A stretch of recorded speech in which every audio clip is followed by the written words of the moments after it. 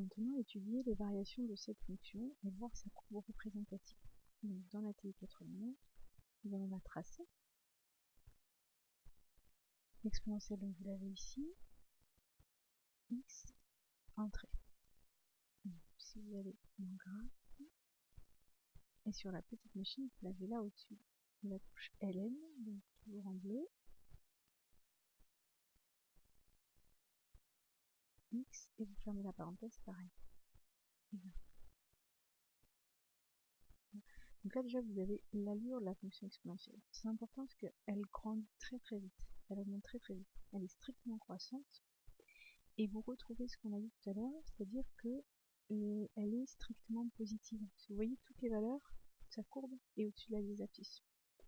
Donc elle est définie sur R, dérivable sur R, positive, au-dessus de la x-abscisse, strictement croissante.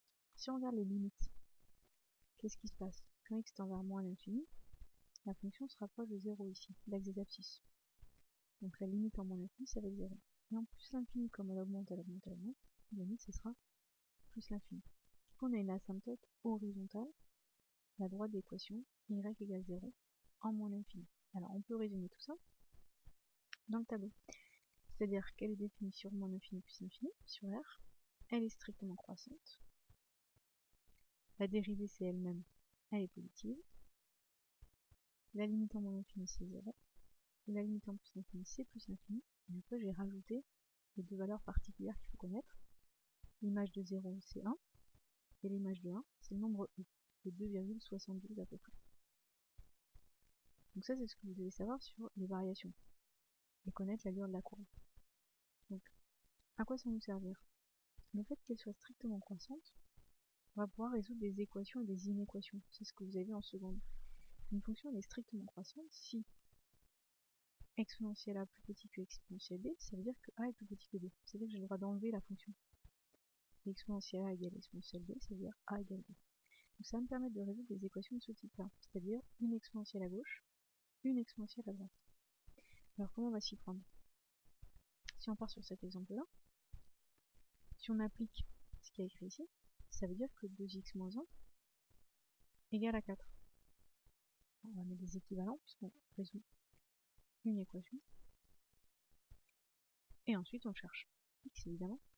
Donc il ne reste plus qu'à faire les calculs pour trouver x. Donc x égale, ici ça va faire plus 1, et ensuite je vais diviser par 2, donc 5 demi. C'est une équation donc on conclut. Donc s égale, ici il n'y a qu'une seule solution donc j'en mets qu'une. 5 demi. Et là vous avez résolu des équations. Alors ça serait la même chose si j'avais eu une inéquation. Alors pour vous entraîner, vous pouvez faire les exercices, toujours dans le livre, 59, 61, 62, 71, page 141. Et vous pouvez aussi faire le 74, page 141, pour étudier le signe d'une fonction. Alors on peut prendre, si vous voulez, le 59, c'est similaire, mais on peut un qui est peut-être un peu plus difficile, qu'il faut transformer avant. On peut prendre le 3 du 62.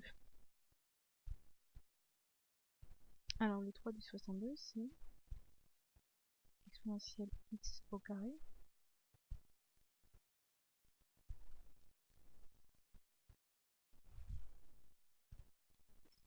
fois exponentielle x supérieur ou égal à exponentielle 3, le tout au carré. Hop là. Alors il faut déjà que je transforme pour avoir quelque chose de ce type là, c'est-à-dire une exponentielle à gauche et une exponentielle à droite. Ce qui n'est pas le cas pour l'instant, parce que là j'ai deux exponentielles par exemple. Donc là je vais appliquer les propriétés algébriques, ça fait exponentielle x au carré plus x. Donc là déjà j'ai fait apparaître une exponentielle à gauche. Supérieur ou égal, exponentielle de 3 fois 2, donc 6.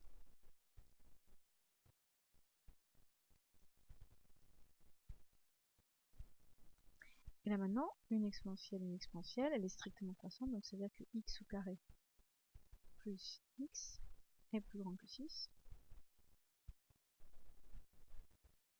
Ce qui signifie que x au carré plus x moins 6 doit être plus grand que 0. Et là on arrive sur une inéquation du second degré. Donc qu'est-ce qu'il faut faire ensuite? Il faut calculer delta et faire un tableau de signes. Et regarder dans le tableau de signes quand est-ce que cette inéquation-là va être positive. Donc, normalement, si vous faites le tableau de signes, vous devez trouver comme intervalle où c'est supérieur ou égal à 0,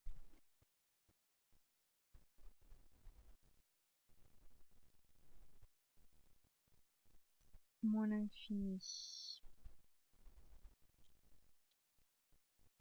votre première solution, donc je veux dire x1,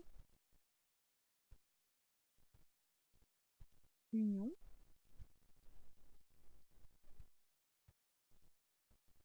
x2, plus l'infini.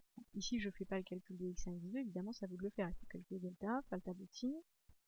En ayant delta, vous aurez x1 et x2.